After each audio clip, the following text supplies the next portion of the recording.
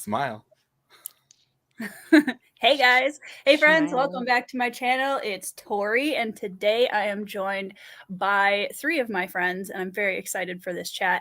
I won't introduce them to you. I will let them introduce themselves. Andrew, am I pointing the right way? Wherever Andrew is. Andrew, will you introduce yourself? I am Andrew D. Meredith. I am the author of Thrice, Deathless Beast, and Bone Shroud. And epic fantasy series. Thrice is a Slavic fantasy, and the Collation Saga, which is Deathless Beast and Bone Shroud, are an epic fantasy, multi-point of view, modern classic epic fantasy. Cool. Hi, Andrew. Hello. Hi, Andrew. THIAGO. I'm Abdalla. I'm the author of the Ashes of Avern series. Book 2, Shade of Madness, was just released 2 days ago. Andrew has a copy. I do not. Because I live in Brazil and it takes a while to get here. So book 1 is A Touch of Light. There's also the novella called A Prelude to Ashes, which I will grab in a second. I'm very unprepared. And yeah, I set them back to front, but yeah, I'm reading Deathless Beast right now. It's really good. I think it is.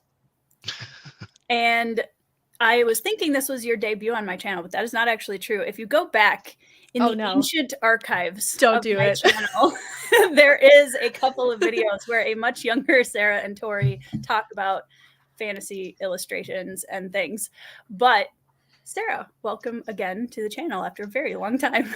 Hello. So, as mentioned, I am an illustrator. So, I started doing traditional way back when I was like not as old as I am now. And I still do traditional, but not as much as I do digital. So that's kind of my shtick these days. Cool. So full transparency for those of you in the comments, we don't have a plan. The plan is we're going to talk about fantasy covers and art and working with like fantasy illustrators, because all of us in some way, shape, or form have worked with Sarah on artwork at this point.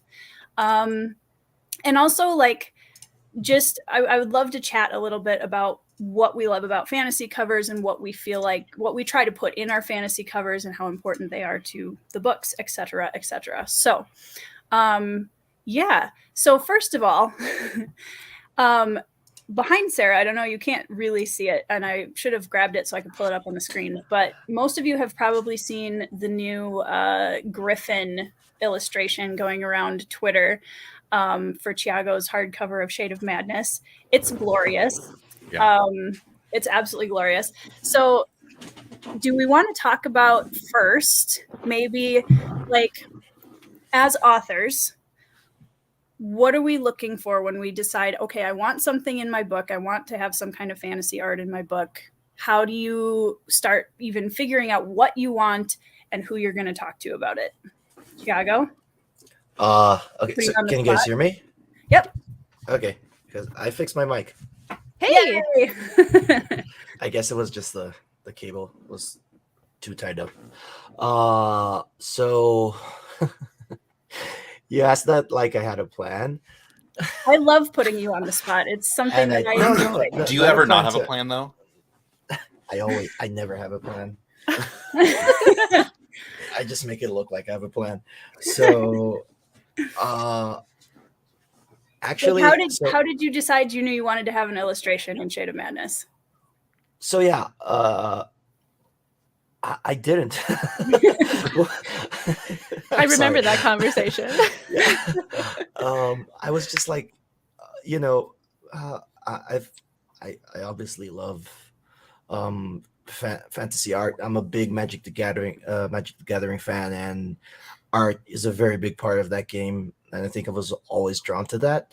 Mm-hmm. And I've always kind of had this image of a griffin with a certain sentinel in front of it, fighting off a horde. And I just thought it would be cool to maybe have it, but I didn't even know when I wanted to do it or where I was going to use it. And then I did what I always do, which was exactly the same thing I did like for my audiobook. I was just, okay, I'll just talk to the artist and see what happens. But I wasn't even really, I want to put this into hardback or something. Mhm. And then suddenly Sarah had an incredible draft, and it was like, okay, I'm already in love with the draft. So, the hardback comes out January 24th. Is it like too close to? You have 24 hours. Can you pull this Yeah, off? yeah. He gave me a little bit more. I know. than that. I'm teasing. Yeah. But to be honest, I was like, please don't, feel pressured or anything. If you can't get it on time, I'll delay the hardback or whatever, because this is too amazing and I want it in the hardback now. She actually delivered it before launch, so yay. So that was a plan. I didn't have a plan. I was just, I want to have this art just to have this art and maybe think about how I'm going to use it later on. Yeah. And then suddenly it was in the hardback, and now I have plans for like book 3, which I've talked to Sarah, and plans for other stuff, which I've talked to Sarah. And I keep having new ideas, which I need to talk to Sarah. So. I warned Sarah when I was like, you got to come over to the indie fantasy community. And I warned her, I was like, I give it like 2 months tops and you are going to like be flooded with For like 2 weeks. I know. She didn't even Yeah. That. Yeah, well, and I don't know if people really understand this, but like the art community is very different. Like we don't talk to each other. Like we sit there and we kind of like we scroll through each other's stuff and it's like, oh, I like that, so I'm gonna like it. I'm not gonna comment. I'm not gonna do anything like that. I'm just gonna like and I'm off. Bye. So when I first got involved with the indie authors, I'm like, this is insane. These people actually talk to each other. a lot. A lot. But it was fun. There was community, and I felt really bad at first because I'm like, gosh, I don't want to like just like show up and be like, oh, look, a bunch of clients. It's like I do write, but it's like, okay, is what is my focus going to be here? But I mean, things just kind of happen. So Mm-hmm.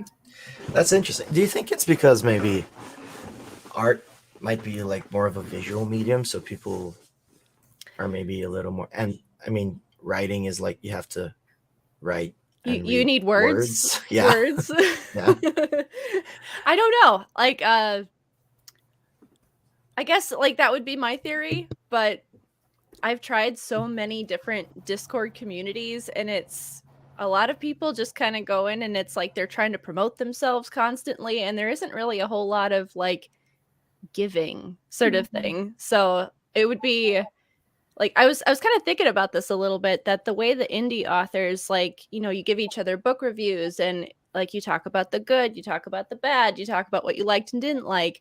And artists don't really do that. It's like it would be awesome if we could get a community of people that actually knew how to critique each other and could honestly receive it with some amount of grace.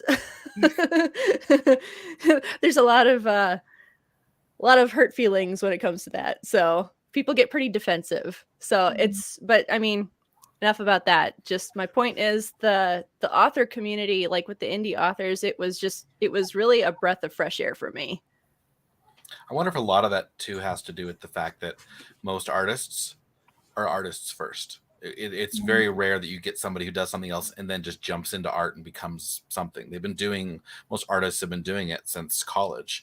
And so when I'm an example of this. In college, I had my ego completely punctured and deflated by other artists who I shouldn't have been listening to because they weren't anybody I knew or had any clout. And they said, well, your anatomy is awful. And so I quit. And so is that part of it? Is that some of us as writers have been through the grinder as artists, and then we've switched, and now we're mature enough to handle the critiques and be in a position where we can take a little bit more. Because I mean, not to say that there's also writers who right out of college who are also going to have to learn to take critiques. But I just wonder if there's a maturity to it of when can you start taking critiques, and some people will never take critiques, but well, and it's funny you say that because I started off as a writer before I was really an artist. Okay. But same scenario as you though. I had a few people that basically told me you should never write. This is no good. Yeah. And that was your knock. Those were your knocks, and that also set you up for being an artist who can say, you know what, I don't have to listen to you. I love what I make. And because you're a more mature individual now who can look at your own stuff and say, I don't need you. Obviously we want to be validated, but there's a certain level where you can start saying, you know what, it's like getting a 2-star review with no words on it from somebody you never met. You're like, you didn't even finish the book. Who are you? You're not hurting my feelings. DNF Nice try, troll. 60%. You know, I think one of the most helpful things to just get over myself was YouTube. Like taking the comments from YouTube, like that'll grow your skin pretty thick. Yeah. Which, speaking of which, really quickly to interject into the conversation, down in the description box below, I have links to Sarah's channel where she does art. I have a link to Andrew's new channel where he is going to be sharing some awesome map making and things, and all of their websites. So, THIAGO YouTube channel when? I was just going to ask if he had one. I don't know. We'll see. Maybe I don't know. I have plans for stuff. Not necessarily YouTube. What I mean is, I might get to it someday when I have time and good ideas. You don't need good ideas. You just gotta start. It's kind of true. Like Andrew's starting out with a good idea. I got on BookTube and I was like, you know what? I'm just gonna. I mean, it took 1.5 years to get here. I've been thinking about doing something for 1.5 years, and then it was like, why not? And it fills a niche, not just because it's Sunday night, but also because it isn't the high pressured. I'm gonna do lots of voices today. The high pressured writing sprint. Let's write. Let's read really fast. Let's go, and then we'll chat and take breaks. It's more relaxed. Much more relaxed. Yeah, we love that. Can I just address? I saw Anita's comment that I'm not selling in Canada, and I am aware of that, Anita. Canada, UK, for some reason, Amazon hasn't stocked the book properly there yet. There is like 1 copy being sold in Canada, and it's twice the price that it's supposed to be. So, it's someone who probably bought a book and is reselling it for twice the price. From America, probably. Yeah, I don't know from where, but I think it takes demand in UK for them to start using the printer there. But I think, I'm not sure why this is happening or how they're going about it. But I will look into it, and I mean, I'll see what I can do, because it's kind of not the printer's fault necessarily, because Amazon needs to order it from the printer for there to be stock. So maybe in a week or so it'll be stocked. I'll try to fix it. I don't have an answer right now, but I will soon. Yeah, shipping books everywhere it's a task. Yeah. So one of the things can I show the piece that Sarah did for me? Yeah. Oh yes. Oh yes, the infold. Infold, yeah. You can see it on my Instagram, but yes. Anyway, yeah, I just like, we were just chatting, and I said, hey, can you draw me a Greyhound pangolin?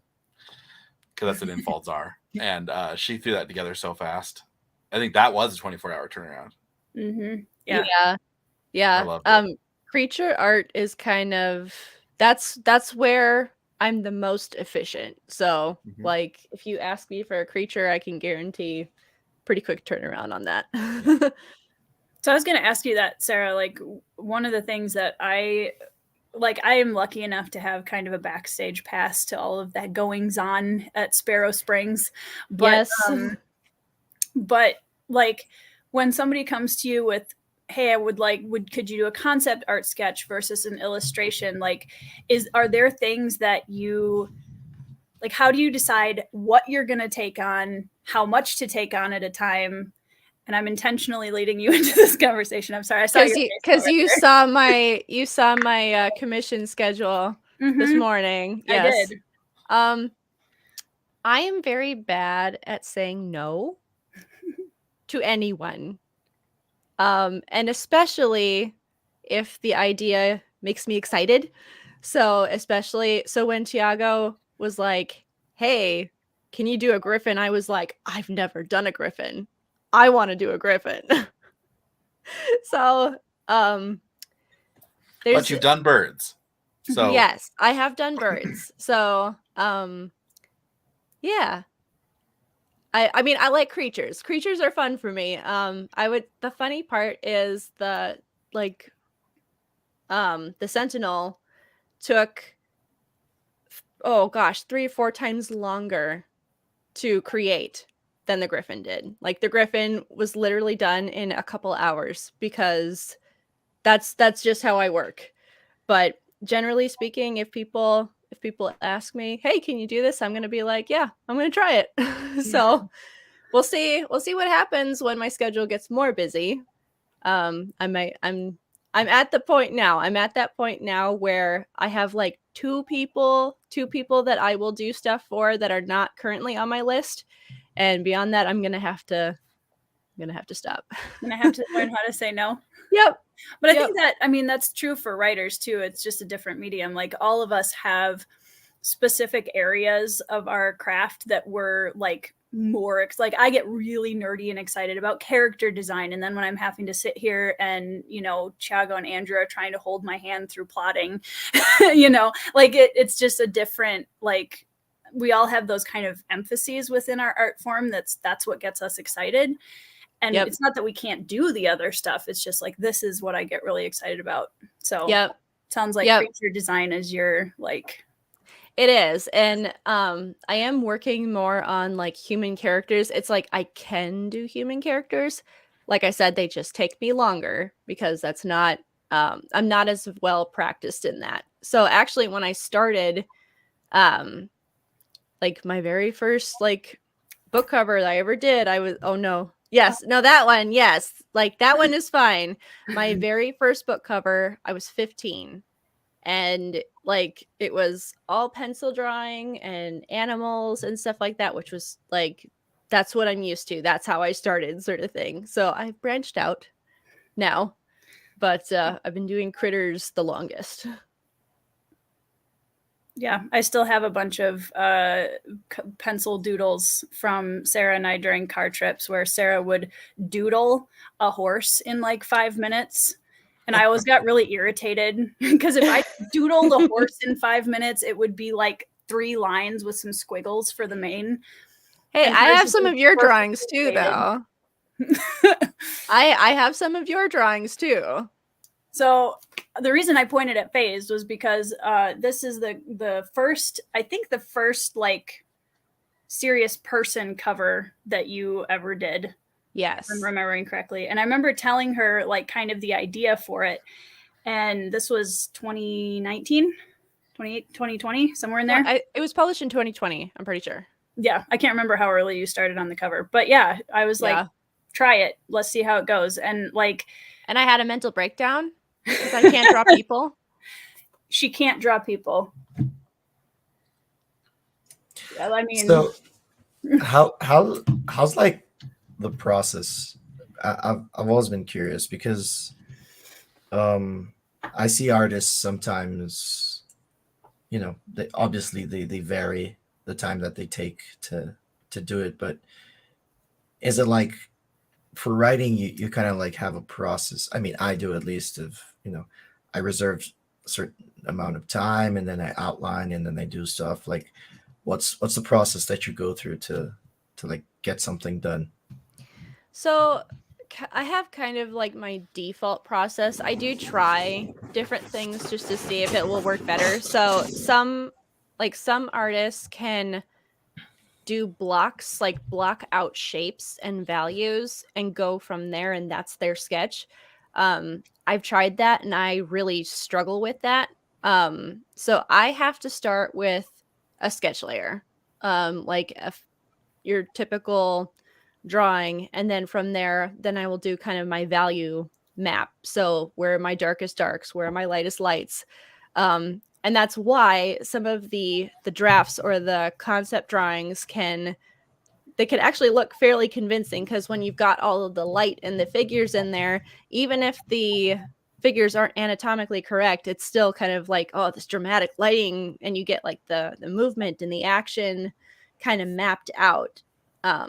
So like from my concept stage, that's when I can go in and start like fleshing things out. And usually I will work background to foreground.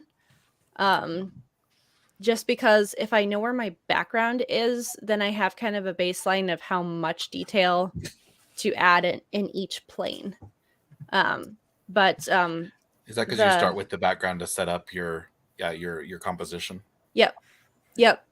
And some people do it differently. I am working on more of like the block shapes, because the difference that it makes is you can get more of a painterly style. So more of those kind of organic brush strokes. So if you look at like Felix Ortiz's stuff, he has a lot of those like really rough, like cool brush strokes that kind of mimic motion sort of thing, which is really cool, but it's definitely more of a painterly kind of style. Cool. I have like 2 more questions. Go for it. I'm the captain now. So he's been waiting 6 months to do this. I know, right? I've tried like playing around with drawing stuff and like sometimes photo manipulation and whatever. How do you know like where lighting is supposed to be? And it sounds like an obvious question, but no, I imagine, okay, the light is coming from here, but I don't know where the shadows are actually supposed to be. And then the follow-up question is, do you stare at people on the street to learn? Because that's what I did at times, and then people would look at me funny, and then I just stopped. Oh no, it's totally true. So I tell this to everybody that art is like maybe 5 to 10% talent, and the other like 90 to 95% is observation and learning skills, because like you literally have to study these things. Like there is absolutely no shortcut. I thought I could take a shortcut, and then in 2020 I was like, I'm done. I need somebody to teach me this stuff. So what helped me is I actually took a course from Aaron Blaise. He's a Disney animator, or was a Disney animator for over 20 years. And he has tons and tons of courses. And so he had one that was specifically about painting light on objects. And that just helped my understanding so much, because light is so tricky, because you can have your direct light source, and then you might have, you have a secondary light source because you might have something reflecting and bouncing off. Or you could have like, okay, I've got a flashlight over here and a lamp over here. It's like, it can be so complex, especially when you're outside. So you even look at, like, I have photographs of like a white horse and there's green on the belly. And I'm like, why is there green on the belly? And it's like, well, it's not because he laid in the grass. It's because it's bounce light. And like you think about those things, but when you actually put in those final touches of like bounce light, rim light, that's when a piece really starts to look dramatic. So that might have been more than you were looking for, but no, that's perfect. Yep, cool. Yeah, Sarah, thanks to me, Sarah has had a lot of practice explaining art in like very, very simple terms. Did you know that Tori used to do photo manipulations quite a lot. And she actually had some very impressive ones. No comment, Your Honor. We're going to be asking to see some of those. Yeah. Demanding, Maybe a few illustrations for our next few books, Tori. No, you do not want my illustrations in your books. But I think it kind of brings up an interesting point too, because when I'm looking at all of the major cover art that's coming out in the indie, first of all, like everyone is just being blown away by the quality level of the cover art that's coming out in indie fantasy right now, which is really exciting for me. And like it's cool because you know what is a Chris McGrath cover, what is a Felix Ortiz cover. And that's one of the things that's so cool, is that like each artist, just like each writer has a voice, each artist has that touch where you're going to recognize an Ortiz cover from, a million miles away. And so Sarah, what that, for me at least, feels like part of the process of being an artist is figuring out what your touch and your like style is.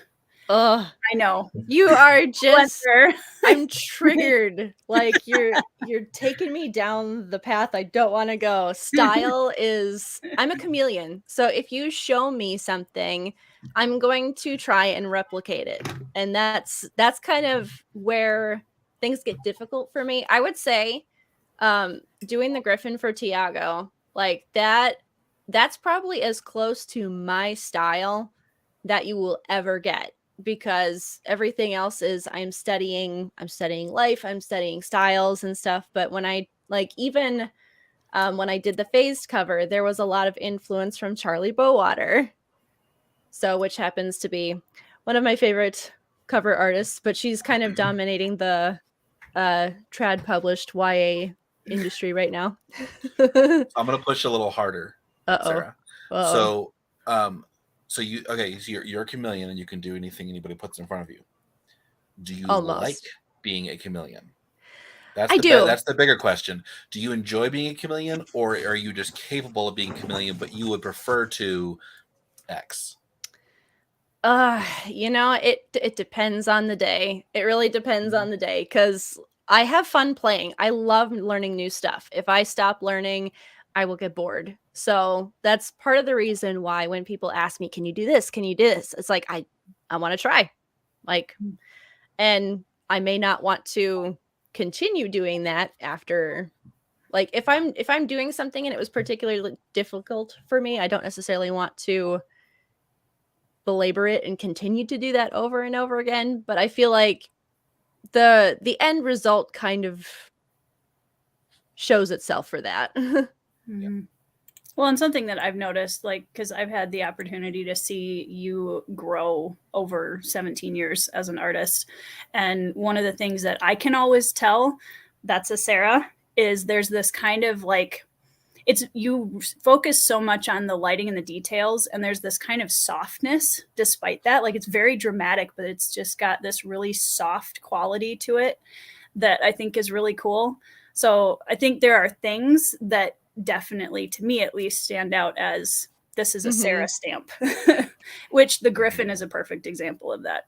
Yeah, I was gonna say that. I think the light just kind of flows really well, and it's awesome.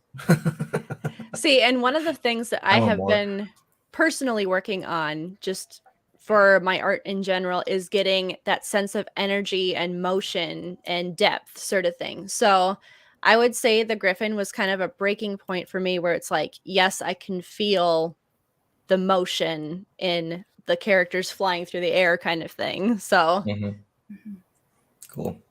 Yeah. So as an author who is looking into, okay, I want to have an illustration or a book cover done, and they see Sarah's art, what is a good way to for authors to approach artists? What do you hope to see at the beginning of a working relationship with an author? Sorry, is that a question for me? Yes. Okay. That's kind of that's a tough question.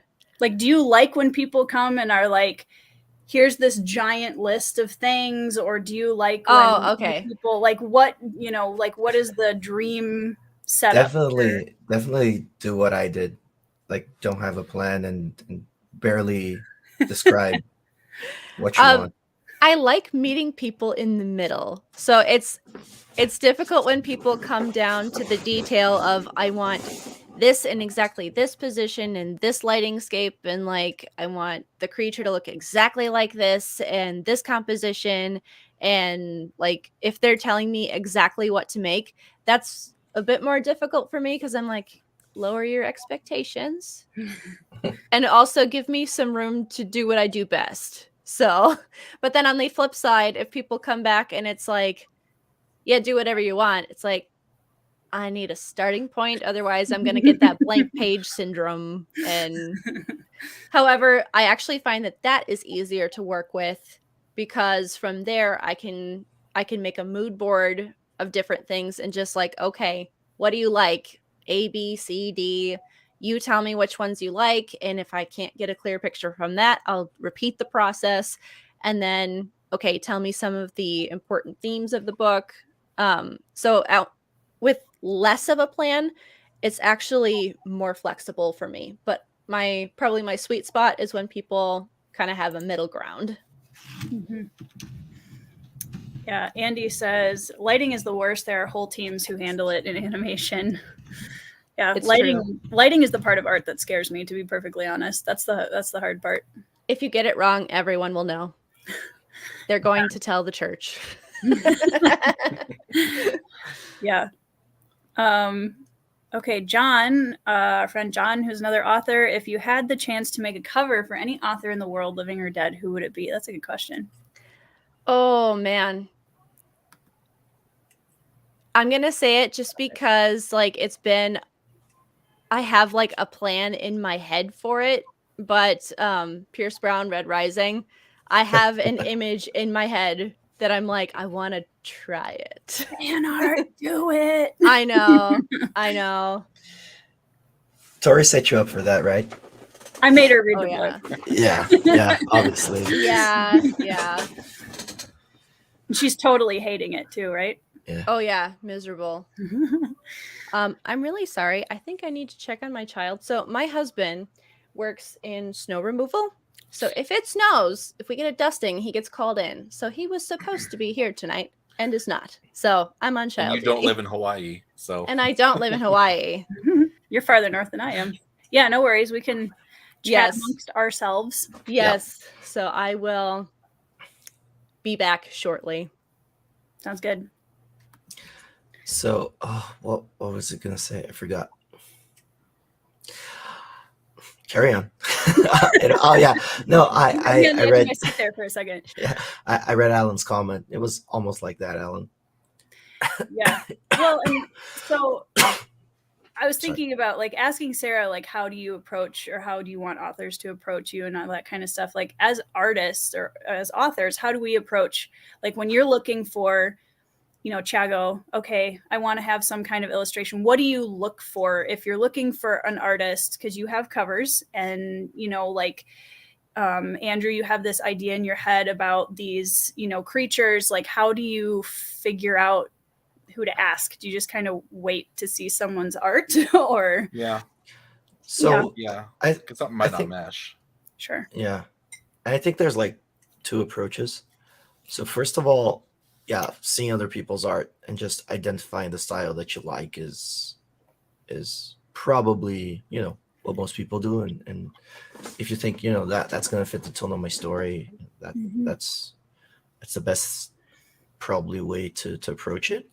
But on the flip side, you know, there's a difference between like illustrations and a cover, right? Because they need to do different things. So when I was like thinking about illustrations, it was very different from when I was like searching for artists to do the cover. Not that I was actively searching for artists to do the illustration, because again, I was just like, you know, it would be cool to have this. And then for example, for SARA with me, it was like Andrew said, I think I saw one of her YouTube videos, then I checked out her website, and I saw her sketch of an elephant. Mm-hmm. And I was like, wow, it was kind of black and white. I was like, wow, that's really, really like the style that I think would fit into, an illustration if I were to put it in a black and white book. And then I talked to her, I said,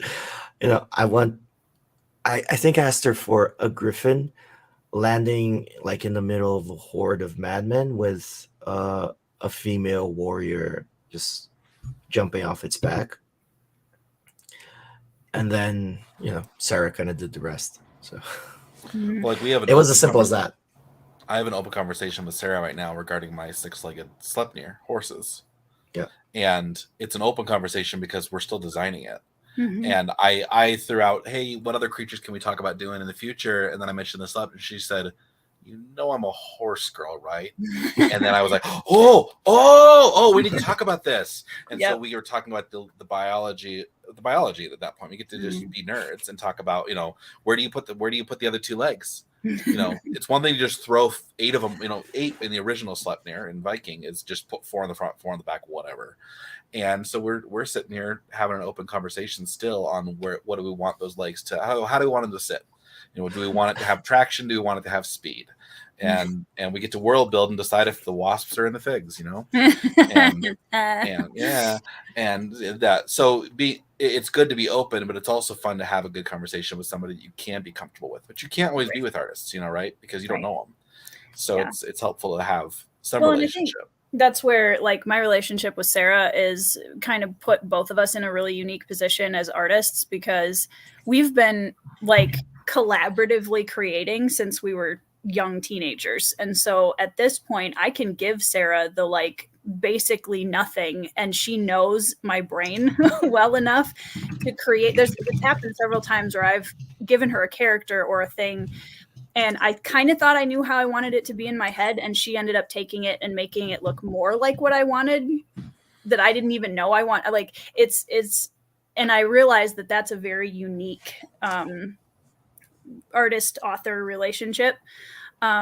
But and that's what's cool to me about it though, is that idea that you go into it with this kind of creative collaboration in mind, that it's 2 creative artists coming together to create something really cool in 2 different mediums. Like THIAGO has this scene in this book that's amazing, and Sarah was able to bring it to life visually. So every time I go into it, I try to like, all right, we're collaborating on an art piece now. Yeah, and I think like adding just references always helps. Mm-hmm. I think I sent, Sarah the description, but I also like always do like 2 or 3 pieces of, I want it to look roughly like this, like the griffin can look roughly like this. Like I think I sent her a lot of pieces of armor because I told her I wanted like, it's like, I know that women in fantasy are always portrayed with bikini armor for some reason. And I was like, I want her to have real armor. She's like a real warrior. She's not like, she's not the 1980s fantasy cover girl. Yeah. So I sent Sarah like a few pieces of reference for armor. So that those things always help a lot. And can I just say it's the most Andrew thing to do? It's like, oh, where should the 2 extra legs be? And he's like, we were talking Sleipnir. Yeah. Instead of like front or back, Andrew's like, no, hold on. We need to talk about the biology.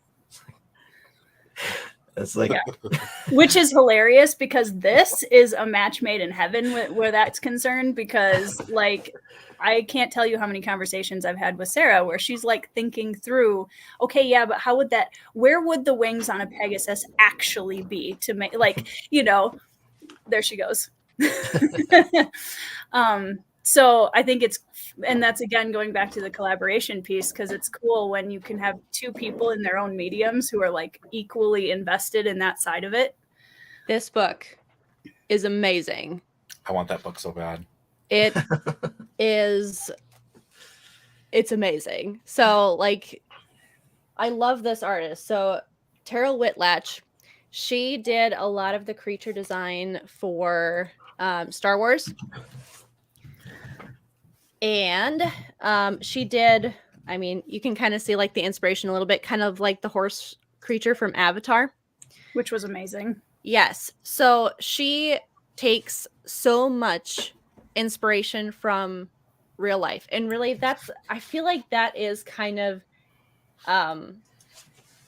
that's the difference between artists who kind of do really well and the artists that don't, is like artists who do really well will study from life versus studying directly from other artists. So she takes a lot of like, okay, we're going to take the biology from a horse and we're going to blend it with the biology of like a lizard or whatever, but kind of understanding, okay, what's the purpose of this animal? What's the muscular structure of this animal? Where do things actually connect? My biggest pet peeve when I look at griffins specifically is, where are the wings coming from? It's like the wings are just floating in the middle of nowhere. We don't have any sort of muscular structure or bone structure. Like, you have no idea where it's attaching. So, like, I love the biology aspect of it. I mean, that makes sense. That makes sense. And it's I always there's like a meme that's like, how come unicorns aren't real, but we have things like giraffes and platypus. Platypus is because a platypus is just like, well, let's just make a beaver and a duck, with poison. And then a giraffe is just like, let's get this zebra, but let's make it spotty and like stretch its neck out. And now it's a different animal. And then a horse with a horn is like, oh no, that doesn't exist. So yeah. I mean, yeah. Well, and honestly, even looking at all the different breeds of dogs, like, they're all dogs, but they all serve very different purposes and have different like or no structure. Purpose. Huh? Or no purpose sometimes. Or no purpose. Yes. Yeah. Sometimes, yeah. Their only purpose is to be a dog. And they're not very good at it. Yes. Well, I mean, even when I was writing Phase, like, it helps, for me at least, even if we're not doing full-on illustrations of it. Like, Sarah and I had long conversations about, I knew I didn't want to write shapeshifters that go from complete human to complete wolf. We wanted it somewhere in the middle to make an actual like werewolf hybrid.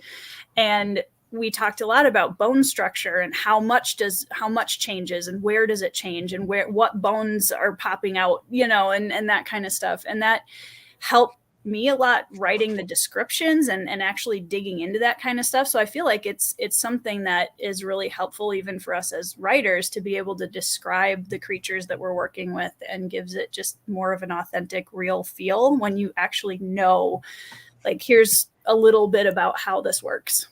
Mm-hmm. And now suddenly I'm starting to wonder if your werewolf culture has a higher level of bone cancer in their later age. We'll figure that out. We'll have an extra world building session, and especially if they're repressed, and so there's a little bit of bone biology constantly trying to shift, but not, which would cause there's changes in the biology happening so often. Can you imagine the arthritis? Oh yeah, right. So would there be because they're built to adapt back so much? Would there be less arthritis? In book 20, when Val and Lila are like 85. Yeah. We'll dig into that. Is that when the crossover happens with Joe's books? Yes. Oh my gosh. Okay. Can you imagine Rohan meeting some old werewolf sisters and it's secretly Val and Lila? That'd be amazing. Except for his is like thousands of years in the future. So they're living on a forest moon. It's fine. With Ewoks. Yeah. So see, Sarah, that is something I would never think about. I would just write werewolves and never think about the bone cancer or the arthritis. Well, I didn't think about that part. And see, I'm so excited that I like went into it deep, and Andrew's like, no, actually. See, I remember far enough. I remember sitting down one day for that, and like we just went through a bunch of like werewolf like mythology kind of stuff, and like then I had this whole like backstory of like, well, this is maybe how they started, and this is like the chemical reaction that happens like while they're phasing, and why it happens during the full moon, and why they could feel it like leading up to a full moon, and like weird details, we had but like sciencey well, in my mind, sciencey conversations about it. Yeah. But I mean, that, like I said, that was really, I think it really helped me with the descriptions and making it, you know, I know Andrew's read it, so maybe like, but yeah, I wanted to make sure, I didn't want to go so far into it that I like had every little thing, but I wanted to have enough that it felt real. Like, yeah, this is what this would look like, and I can visualize it. But let's see. I'd love to see the reaction you have as an artist to the high Entia from Xenoblade Chronicles. They're bird people, but their wings are on the back of their head. Why? Right? The neck pain. Maybe they don't have necks. It's just like it's just shoulders, head, wings. I think I would have to see a picture of this, and I would probably shake my head at it, depending on. I mean, they would need some serious neck muscles. maybe they.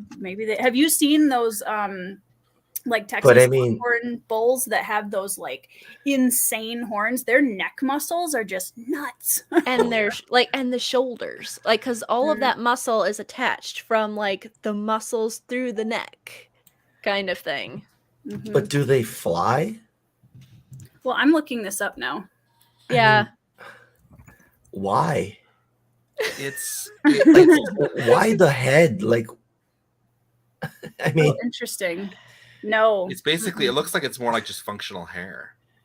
yeah, like, yeah, I think, yeah, that would be my question then. Like, is it actually a functional wing, or is it more like an antenna with feathers?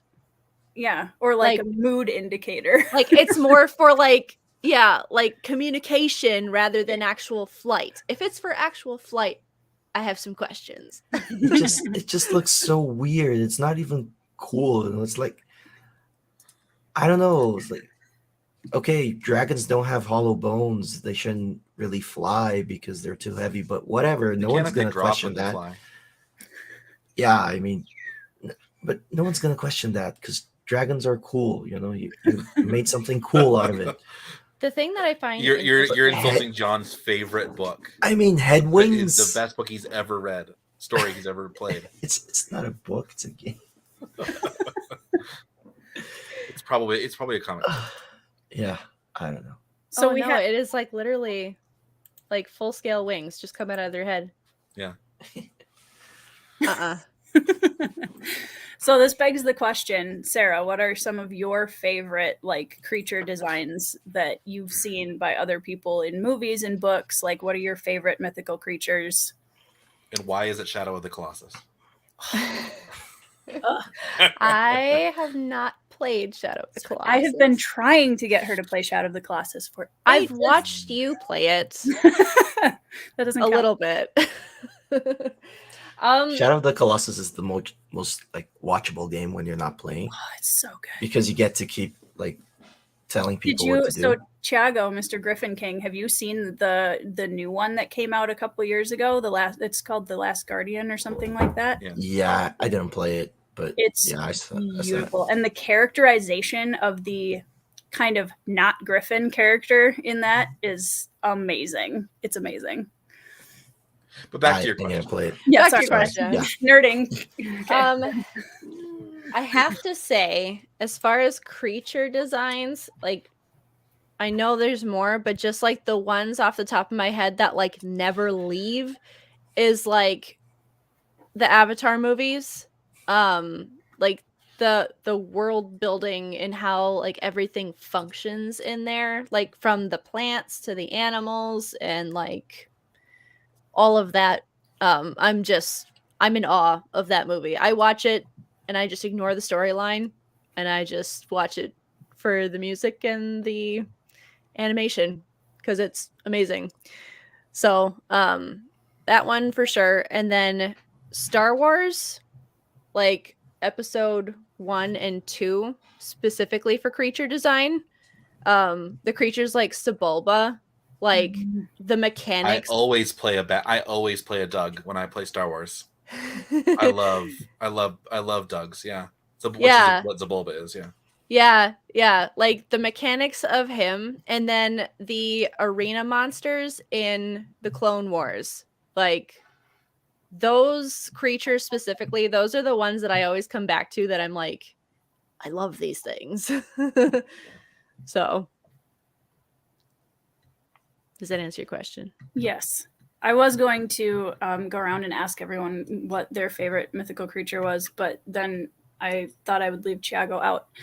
See, the thing is, like, when people ask like mythical creatures, I kind of skip over like the mainstream mythical creatures. Like, I don't really go for dragons. I don't really go for griffins or unicorns or Pegasus or like any of those. I'm like, I want something like you don't know what the name of it is, but it looks cool.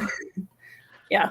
I like something that's just well done when it's well done. Like to get back to griffins, but World of Warcraft had some great cultural development, especially the orcs and the Minotaur in that, the Tauren, were just so well done and fleshed out. It's like orcs that are fun, that you actually want to go hang out with for once, was just such a breath of fresh air when they came out in Warcraft 3, when they really developed it. But and the Tauren doesn't mean I love orcs, but I love the orcs in that. Yeah. But I think the Tauren are like one of the most under kind of like discussed like races or fantasy races. They're so like unique, and people don't really talk about them, and they're not just like smash stuff. They're actually like connected to nature, and they have this whole culture of it's really cool. I really like that creature design, and I think Tori is nothing at all. Okay. But yeah, I mean, Warcraft 3 was the thing that inspired me initially to kind of like, I'm going to use griffins. Yeah. It still has its weaknesses. I mean, especially once you get into World of Warcraft, I have a huge grief with the Tauren being allied to the undead, but that's me.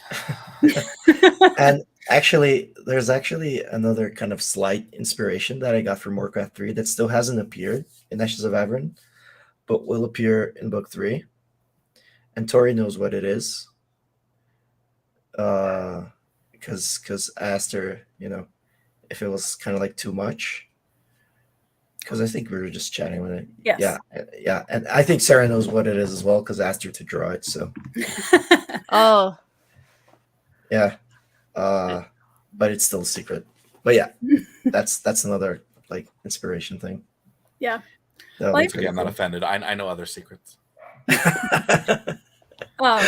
See, this is the hardest part about being an artist, is when people are like, will you draw this? Will you draw this? By the way, I'm not releasing it till next year.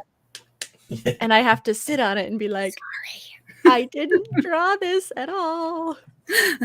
I'm not doing anything right now. What are you talking about? I have no life.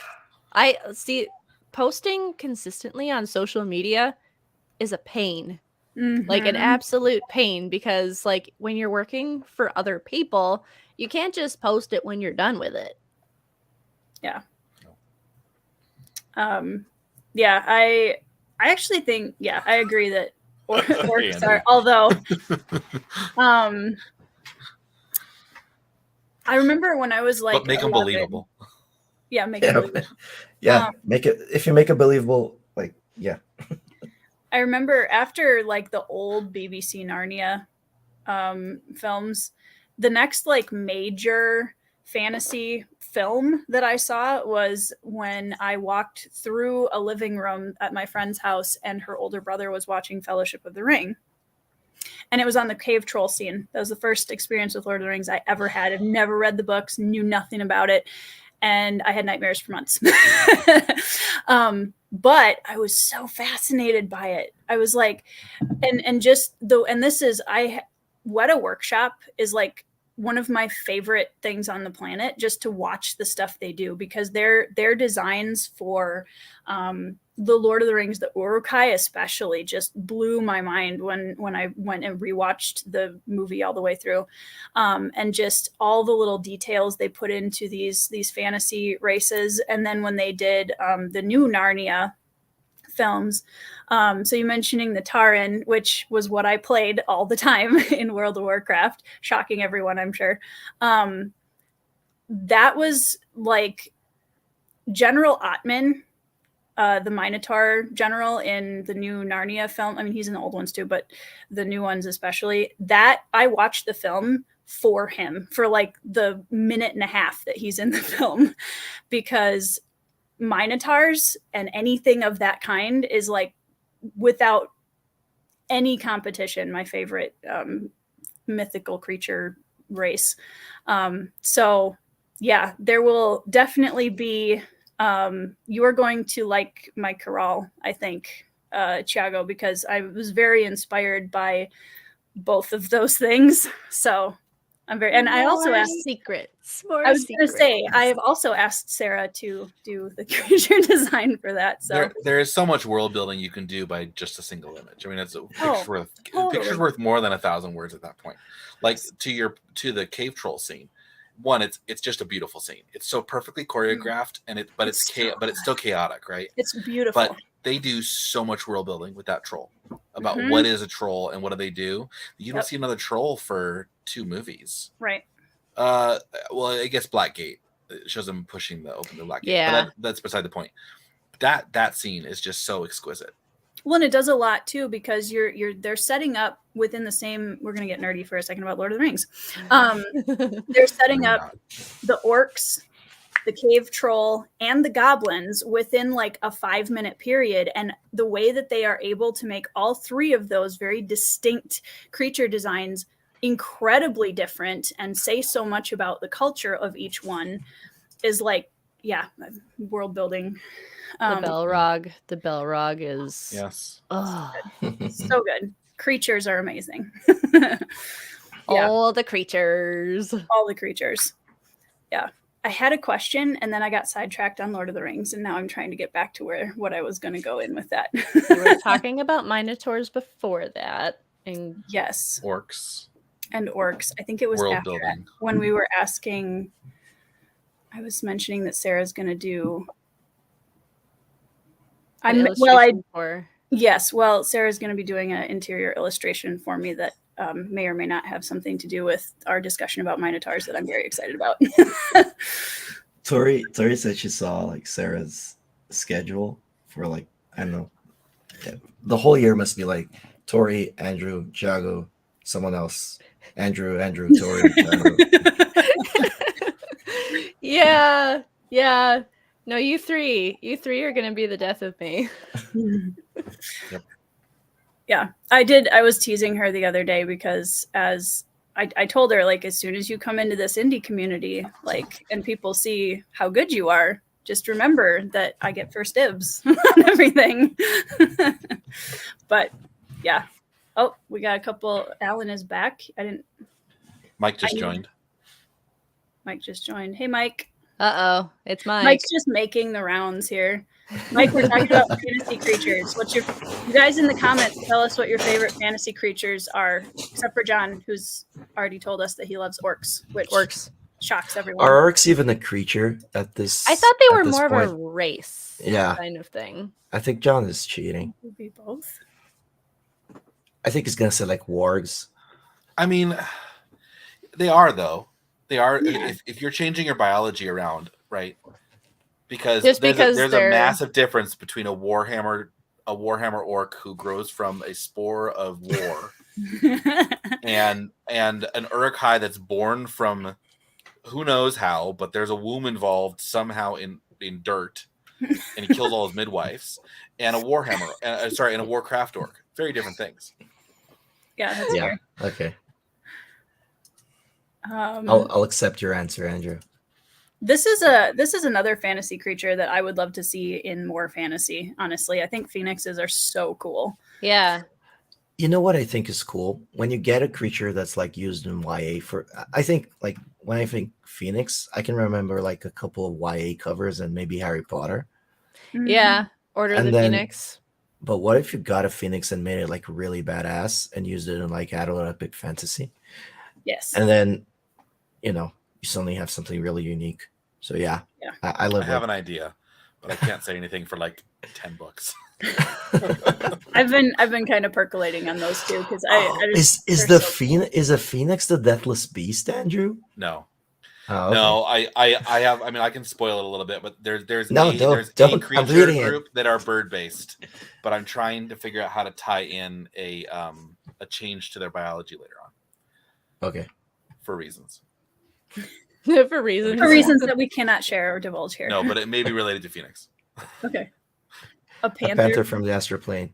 Now ask him his favorite character in West Drist. I do know that Mike is a major Drist fan. Yeah. Phoenix, Pegasus, Chimera. Ooh, Chimera's Alan, cool. if there's a bird creature, if there's a bird people in your book, we're gonna get on you for this. I think Alan is just trying to say that to like not say the word griffins. Charmaine, what is a cow dragon? Or am I missing some kind of a reference here? I'm missing a Well, there's reference. there's Cowlick in Ninja Turtles. That was the floating head that would swallow all the turtles in his mouth and then take them to another plane and then spit them back out. I would do a in photo the bash of a comics. cow dragon. That would be fun. Please do. And then post it on your Twitter so we can all share it. Like do like a quick sketch just so that we have an idea, Right? Yeah. and then we can go from there. Yeah. If someone likes it, we can write it into one of our worlds and do an illustration. There you go. Why am I not surprised by this?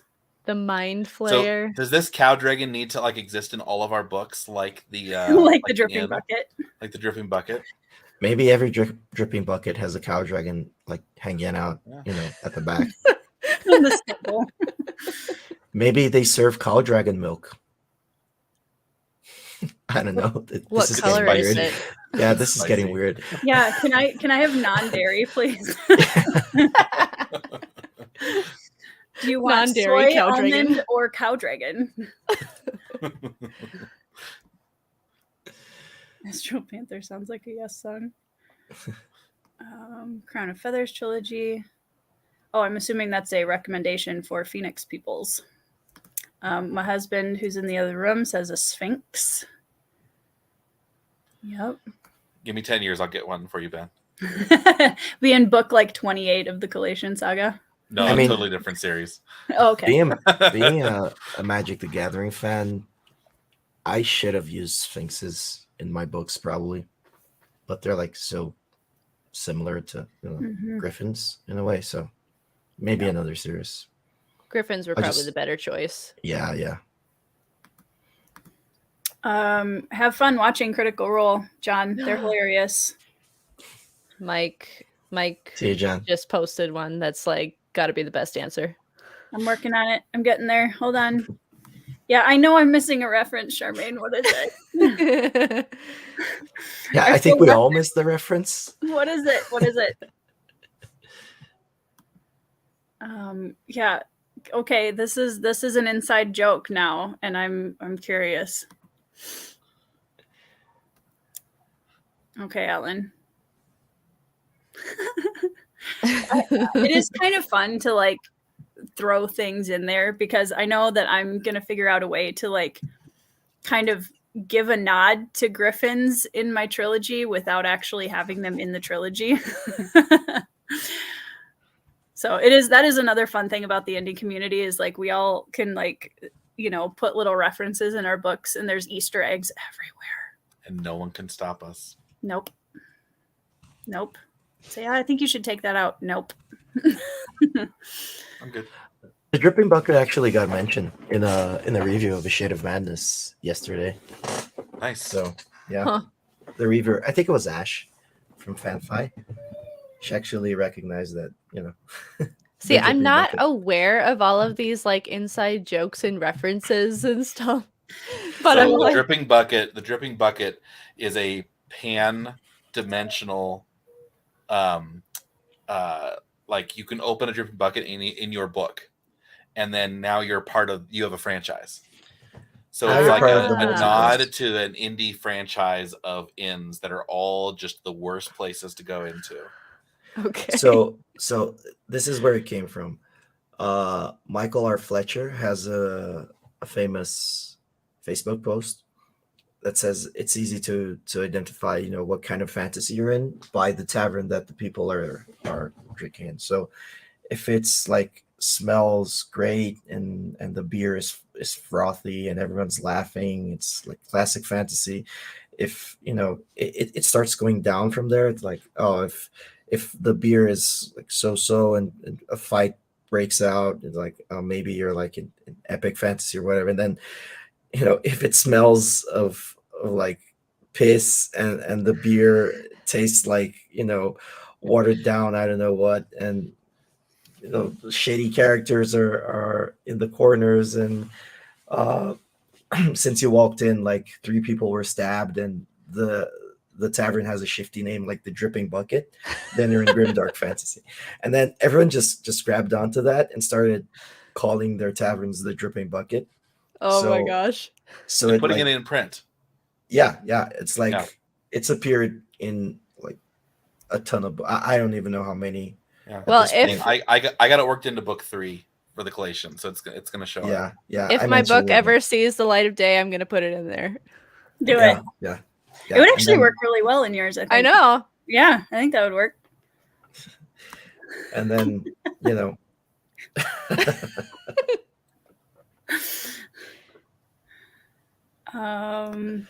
Yeah, literally me right now. You missed Mike's comment about Falcor. Oh, I'm sorry. Falcor is by far the best mythical creature. He's the best dragon.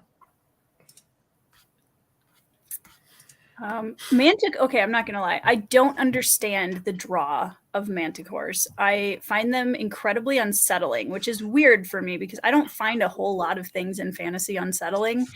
But for whatever reason, manticores, like I thought it was Ouch. kind of cute. Manticores are pretty cool. I have a hard time with Chimera Hmm. because it's hard to make them make sense.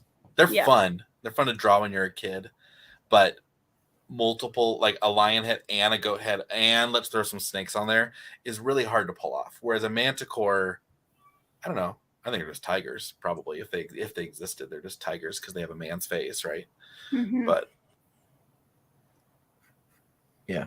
I mean, I think having a man's face is unsettling. If I ever did a manticore, I'd do it more of like the D&D version, which they look a lot more like bat lions than, Mhm. or like, well, I mean, you could very easily argue that the orcs, wyverns in World of Warcraft are manticores. Sure. Yeah. No. Mhm.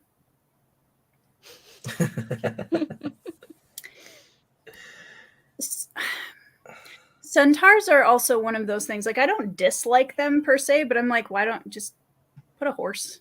Like, Why are you begging me to put centaurs in mine? I thought you loved them. I do like them, but I just like most of the time I feel like they're really boring, if that makes Okay, sense. but I this- trust you to make it not boring. The centaurs in Narnia, Yeah. I thought were kind of cool. They are very cool. Because they actually like, designed them and They were so cool, Harry Potter just ripped them off. right. Yeah, I don't know. mean, I live, again, Did Harry I think- Potter actually have centaurs? yeah, they're not as cool as the Yeah, Narnia they live ones. out in the forest Sorry. there. So the really good Oh, centaurs I are the ones in remember. Banner Saga. That Banner was, like, Saga, they're cool. Book 1 of Harry Potter that they actually had. I was like 8, okay, guys? I still haven't read them, so we're fine. I mean, centaurs are another one that could be really cool if you did them slightly different, Mm-hmm. I don't know how. It's just weird, man. Seeing a horse with, a human torso. It's just weird. I don't See, know. I think Disney kind of ruined me because it was like one of the Fantasia, like the first Fantasia movie, there was like a whole like animation that they did with all centaurs. And like from that, I was just like captivated with centaurs ever since.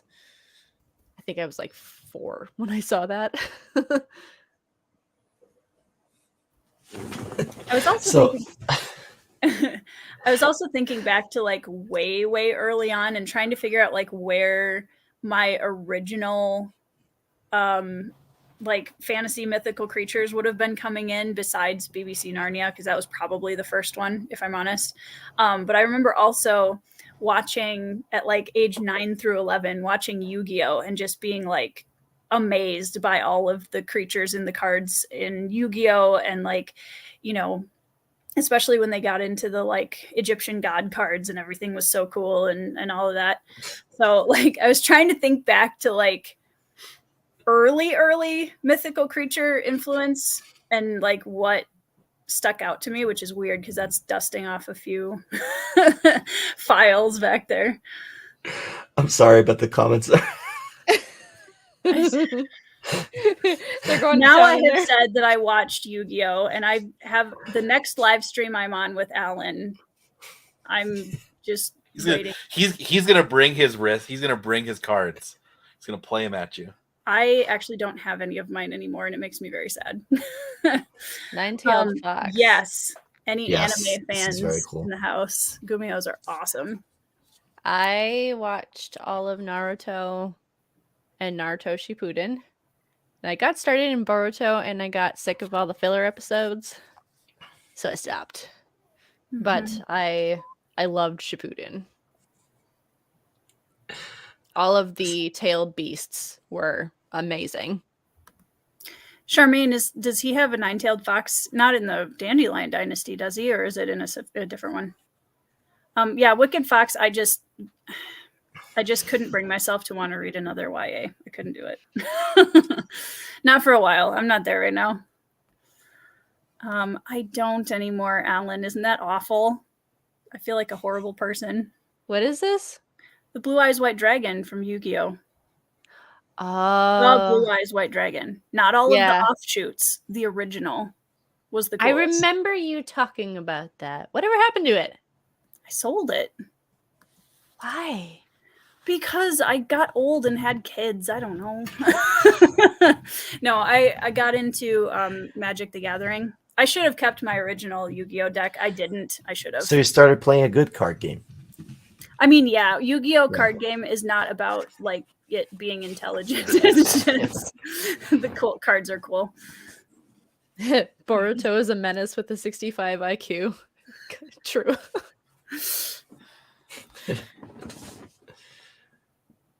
Oh, but like watching. There we go. Cozy mythical creatures. Cozy That's the mythical next creatures. thing. Sarah, you could probably write a cozy mythical creatures fantasy. I could see you doing that. I mean, Starship Zero might kind of be. It's like a cozy sci-fi with like cozy mythical creatures in it. I mean, see, I'm trying to think. I have a race of creatures that have 3 vocal cords that like sing in chorus, sort of thing. That's Did they swallow 3 sailors though? No. Okay. They're from a planet, like a Mars-like planet. So there would be no water. Or very little. You guys are having more fun in the comments at this point, No, right? I mean, I'm so distracted. I'm sorry. Tiago's Mike, like, we'll get you "Who are on we some talking anime, to?" no worries. I can recommend a couple that I think you'd really like. Oh, it's from Ken Liu's Paper Menagerie book. I need to get that. But yeah. Well, does anybody else have anything to add? Because I'm sure this will not be the last conversation we have on my channel about fantasy art.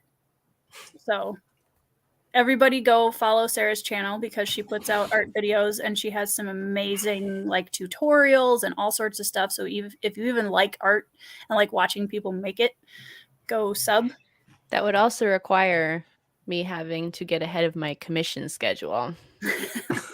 Yes, but you have a lovely. I'd love you to do a follow along, Sparrow. Like a I know live? you probably break it up, but doing live and then recording, and then you can do speed ups and then slow down for a big commentary. That'd be cool. Yep. Alan, the channel is in the description. It's Sparrow Springs Art. It's in the description. Like, I know some people don't put anything in their descriptions on live streams, but I do. So if you go down in the description, It's Sparrow Springs. It's just Sparrow Springs on Alan, YouTube. there's a ball. There's a little roller in the middle of your mouse. If you pull it, it'll just go right down to it. we were teasing him about having trouble with his tech stuff earlier too. So this is just fabulous. Oh, that's Well, and I Can't am say he's planning. old. He plays Yu-Gi-Oh. He's not that old. I Just love as a Denita's- little, I'm throwing this out there. I am planning on posting a full process tutorial, not tutorial, but a process video of how I created the Griffin and THIAGO's Awesome. book. So, Awesome. I'm eager to see that. mhm. Yeah, it's gonna be really it's- cool. There's so much trust the process because there was a lot of ugly in there before it. So you're basically like all writers at this point. Like I'm at that point in my The first draft embrace right the now. suck. Yeah. You just gotta like, yeah, well, this sucks right now. I'm gonna fix it later. Thank you, Alan, for subscribing. Appreciate Yeah. it. I And love Danita's comment in, Which one? in the chat. She was like, "No, don't stop. We're having fun in the comments." you don't even chat Successful about live. anything. Just We're give done us a space listening to you. We're Yeah, just yeah, having yeah. fun in the you comments. could just roll right into a reading sprint. It's fine. And Mike, I that's mean- awesome. I don't have my copy yet because I live in Brazil. So you guys will yeah. Andrew has one. I don't have.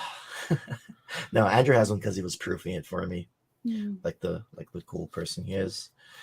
You want to But, know my favorite part about this? And now, I'm a bad friend. I don't actually own a physical copy of number 1, but yeah, it's so horrible of me. I love that it's a full bleed map all the way to the edge. I was too scared to try to do that on mine for fear of bleed cuts, but his map is full in the paperback, and I'm Nice. very impressed. And Yeah, Alan, I don't I'm- have one either. Calm down. yours is in the mail, as is Mike's. As is a bunch of other people's because they put in a ton of orders today. So y'all should be getting them in like a week. Yeah, and also the second sub notification is, am I pointing the right direction? I don't know where Andrew is. Who are you pointing to? Andrew. He's the only one next to me. Yes. Whichever side he's on. Yeah. So Andrew, if y'all have not seen his Twitter lately with all of the incredible map making that is going on over there, he is going to be doing some map making videos on Sunday nights, which I'm very excited about. I'm so excited. His YouTube is also linked down in the description, which you can find if you scroll down. And yeah, you guys should subscribe to Andrew's new channel as well. Does anybody else have any other comments they want to share in the comments section before I wind us up? So I just want to say something about maps. I don't know what your opinions are. I'm Lots curious, of them. but no, yeah, obviously. But I wanted to do a one-page map because I hate it when you have the double spread and you can't see what's in the talking middle. about this. Yep. And I was like, I am not doing a double page map because I want to see it like entirely. Yeah. Yeah. Well, that's what, like, Sarah and I literally had that conversation yesterday because we're talking about what the interior of the Bloodstones is going to look like, and she asked me if I wanted a double page map, and I was like, No. "Mm-mm." Your other option is when you go to hardback, doing it on the back side On of the the, end papers. of the dust cover. Mhm. Oh yeah, but Mhm. Ingram actually doesn't do that, so you need like a different, like the end papers. Yeah. Yeah. Yeah. Or what if you had like a? I just had an idea, which can be really good or really really bad, but you can have like the dust jacket, and then the cover underneath could be the map, and you'd have to like open your book and see the. Ooh. But then you've got, Yeah. I mean, that's why I said. what it if the could be really good capital or you really are bad. proud of is on the crease? See, this is where, like, and I talked to Then just have THIAGO to about plan your this maps. as well, that, like, when I designed the Griffin, the concept, I purposely was like, where's the center? I'm not going to put anything important in Yeah. the center. Well, So- it worked. Well, and, like, I was talking to Tori about this too, that, like, I suggested, like, what if you just add a margin around the whole thing so it looks intentional? Because, like, that's the other part of art. As long as it looks intentional, almost anything goes. So Well, and too, like, the other problem is I'm looking at it from a reader standpoint. It's not just to look pretty, right? This is a functional thing that people use while they're reading. So if I have to flip back and I have to look at the, like, open it, and, like, it's just kind of, even if there isn't anything really important in that middle section, if it's just kind of like, it's so much easier when everything's flat and I don't have to, like, see the map with a weird bubble in the middle. mm-hmm. So, yeah. But I really like end paper maps, because those somebody pointed out on a live stream recently, and I thought that was a really good point. Flipping back to look at the map while you're in the middle of the book, there's no better place than the end papers, because then all you have to do is open the side of the book right there. And I love that. Was such a good point. Yeah. So, yeah. I just find a version online and usually have it, like, on hand instead of flipping back and forth, Oh, sure. like on my phone or something. I need a bigger version of it. Yeah. I'm blind. Some of us have old eyes. I'm supposed to wear glasses, but I don't. Same. Yeah. So, well, thank you guys so much for jumping on this. Kind of, I mean, it wasn't last minute, but I mean, it was kind of sort of last minute. So thank you guys for jumping on. And I'm so excited because I know all three of us have a bunch of really cool art and book projects coming out this year. So yeah, I'm excited. So I'm going to give you guys all a chance to promote anything coming up in the near future for you before we officially go offline. Andrew? Come and follow me on YouTube and join me on Sunday nights at 9 Mountain Time live for a very low-key show, which is me drawing maps called Happy Mapsidents. And when is book 3 of the collation coming out? Book well, first will be Fourscored, which Yes. will be probably a Kickstarter in March, and then it'll be released in May, and then Collation 3 will be July or August. Okay, cool. That gives me some time to get Bone Shroud in. Thiago? Yes, you have a little bit of time. You have next week. Buy my book, I guess. Andrew, show it to the people. Show off the book. Yeah. Nah, I mean, Andrew, acting PR manager here. yeah. No, just, I'm really, really proud of what's going on with that book, and adding Sarah's illustration, I think, was just like, the final just touch to make it like a really special just edition. And it's in every hardback, not the paperback, but every hardback.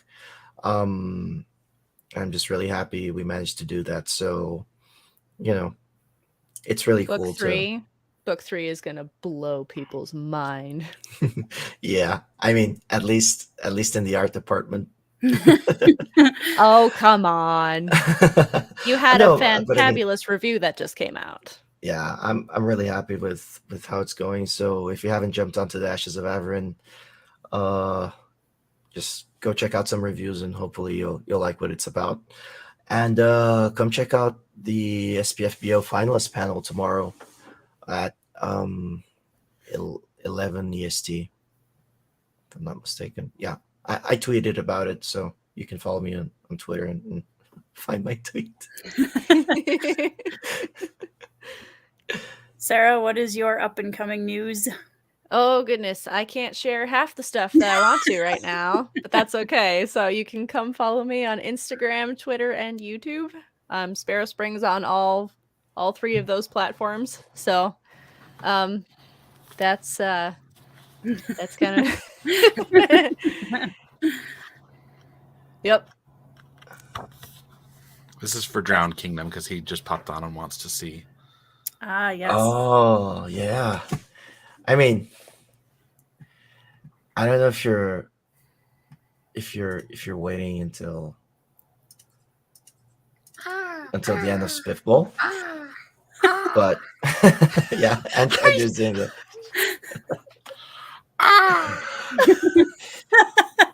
Okay, it took me a second to figure out that Andrew was making the Me noises too. I was there. like, where's that coming from? What's going on? What tab did I leave open?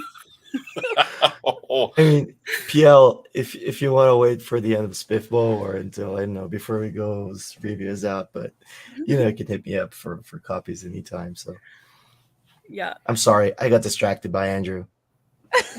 I think we all did. Yeah. Yeah, and I have put it out in the public sphere as of a couple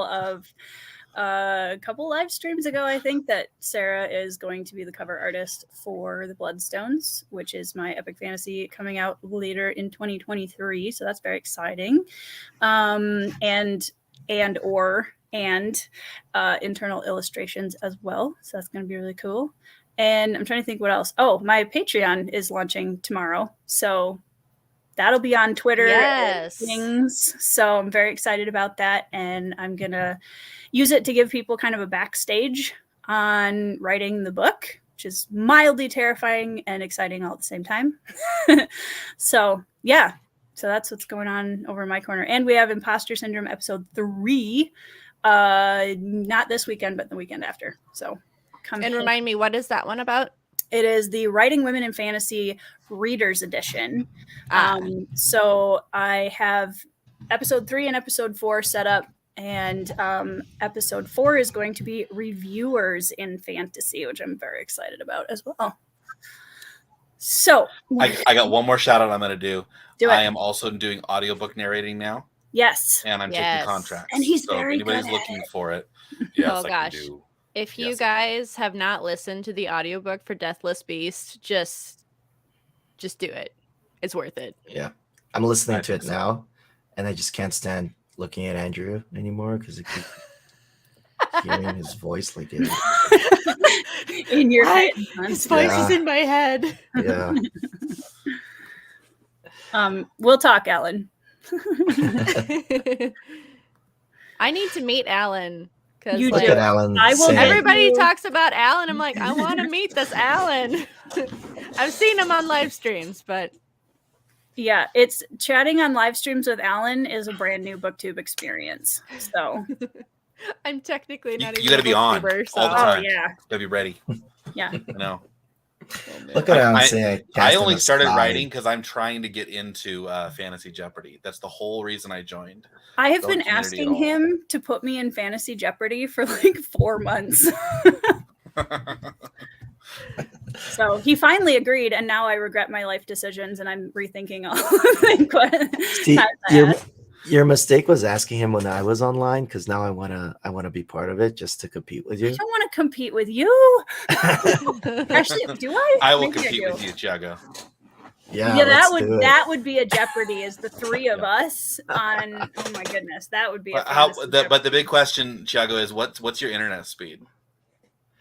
I will upgrade my internet speed just to beat you for guys. Fantasy Jeopardy. Yeah. Yeah. Yes, Sarah, if you want a great intro to Alan's channel, go look up his A Court of Thorns and Roses vlog. It is S tier entertainment content. Unless Like- you're an absolute fan of Akotar. It's still Okay. I'm a slow reader anyways. Like I read like 3 books a year. Like that's my problem. But I watched Tori read Akatar. And I watched her reviews and she told me all the things and I have zero interest in spending of any those- That's time why in we that watch world. BookTube, is to get opinions and decide who we want to and not read. Right? We also That was watch English. YouTube to watch other people suffer the same fate. Like Alan's having read ACOTAR, the best thing about that experience that I have mostly managed to block from my jaded brain is watching Alan's his vlog of it. That was by far, I'm glad I read it just for that. Only reason. Another kind of more recent series on Alan's channel that's really cool is when he talks about history, like his history Yes. videos, because he adds some really cool stuff. And I'm not going to spoil it, but there's one phrase that everyone in his Discord knows that I keep like screaming around my house because of Alan. Are you So, declaring yeah. holy war on your children? No. I just keep repeating something a guy says. Yeah, Skyron the Cliff Pusher. It's just the way Alan says it. I've just subscribed to Alan's channel, so Yes. now I can be properly entertained. You will never need any other form of entertainment. The best live streams are when Alan and Andrew Wizard are both on the same one. See, That I gets want to be very on a live interesting. stream with Andrew Wizard too, because this is your debut into BookTube. The sky is the limit now. Like I'm just, this tiny little channel, and soon you will be moving on to the bigger and betters. You're gonna forget we'll Tori. see about that. You're gonna forget who I am. You're gonna start doing commissions for like Steven Erickson or something. And I have 17 years of memories with you. You're not going anywhere. Sarah, Tori's gonna have to ask you to hook her up with a Steven Erickson interview. Yeah. True. Sarah, will you please introduce me to this very big author? I bet Dr. Fantasy could. Oh yeah. Well, and that's one of my bucket list items that I'm going to do a Steven Erickson interview. Part of the reason why I even want to finish Starship Zero is just so I can have like half the fun that you guys do with all like the cover reveals and like parties and whatever. It's a fun time over here. Look, people just have fun. Artists are just like hermits. If anybody is bored and wants to watch an old live stream, we did last Friday on Steve Talks Books. That is without comparison the most chaotic just live stream I've ever been on. It was hilarious. I told Tori I was so jealous because I wanted to be on that episode specifically to talk to those people. We'll have to do it again. Yeah. And get even more people on, right, Alan? I got a note, and I say this in the live stream. I got a note from Alan, like maybe an hour or two before we were supposed to get on live. And he's like, there are 6 people now. I was like, yep.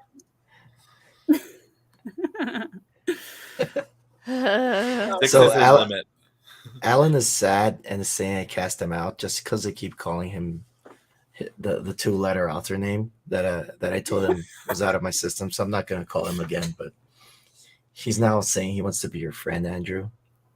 I saw. Yeah, I've accepted. Yeah. But, don't just believe someone wants to be your friend when they're trying to get at someone else. Just wait until I know he wants to be my friend. I already gave him arcs, so it's not like he's trying to earn arcs out of me. No, I know, but it's like you want someone to be your friend because they want to be your friend, not because they want to like get at someone else, Sometimes. That's deep. Yeah. So what I've learned from this is that we should just do random live streams and talk about whatever because make zero plans. Hey, it worked out. It did. And we had a great time. Your inbox is going to be full when you get off of this, Sarah. Mm-hmm. Don't look now. What have I warned you? Fairness, I've now challenged the chat. I had a chat. What did you do? And I was like, Sarah, I want you to like come into the indie fantasy sphere, but I will caveat that, like, prepare yourself. Tori, what was the word written on top of my commission schedule? Stop. Uh-huh. Had to like pull out that visual file for a second. Uh-huh. Don't put It's me on the good. spot like that. I probably won't remember next time. Hey, you put me on the spot like 4 times tonight. Like, and you will happily tell people I am an introvert. So Because it's true. I am an Nothing wrong with ambivert. that. No, I'm an ambivert. you say like it's a bad thing. It can be. Well, yeah, but there are pros and cons Being to an everything. ambivert? You're a chameleon. You're I a am a chameleon. chameleon. Yeah, chameleon. Chameleon. Chameleon. Yeah, this is very true though, because when we were very quick side story, when we were 13, I decided that Sarah was going to be my best friend, and I relentlessly pursued her until she gave up. That's basically how we became friends. So Oh, that's how I got my Griffin art done. So It's kind of true though. Hang on a second. I got a blackmail here. oh, no, what are you doing now? So I agree with Alan's comment. It's like commission request incoming. I don't have a book, but why not? Yeah, Yes. yeah. It's almost like what we do all the time, Alan. You know, we don't, like I didn't have a reason to commission it, but I did. So Yeah. Then I decided to put it in the book. So yeah. I was secretly like ecstatic when you were like, I'm gonna delay the book to make sure that the Oh, yeah. illustration gets in there. I'm like, yes. Okay, Okay, didn't even need to. No, I didn't have to delay it. so just so you guys know, we're not, when we say we've been best friends for 17 years, this is no joke. 17 years ago, horse camp. There it is. See, what sucks about this is the kind of blackmail that benefits Sarah in a major way because she has not changed. Ugh. Those were the days. Those were the days. Glorious, glorious days. Glorious, glorious days. Yes. Sometime we will get on my channel and have a open bestie chat. Oh And that'll be man. great fun, and everyone will be very confused because half of it will be inside jokes. It's kind of Oh. true. It was like that video you sent me of like, who is it? I'm sorry, these comments. Okay, so this is the first one. But wait. I love this community so much. Okay. You know how I said I have trouble saying no? I will be cured of that. She is now cured. You guys are excellent. Excellent. Is Evie I didn't know Evie was a ooh, we gotta have a chat about that. Oh. We So- need to have a chat about horses in books Yes, we do. That's a thing we should do.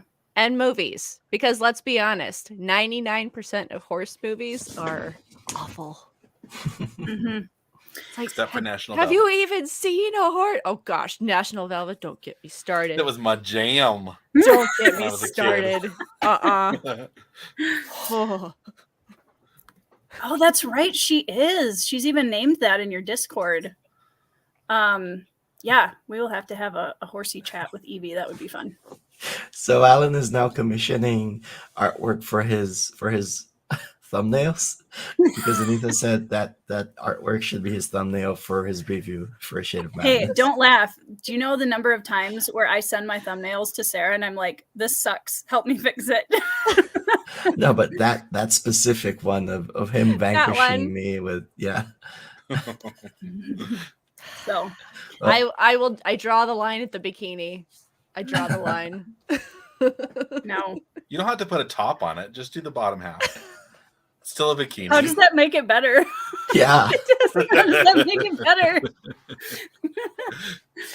Okay, well, before this live stream gets completely out of hand and we start going into bikini armor, thank you guys so much for being on my channel.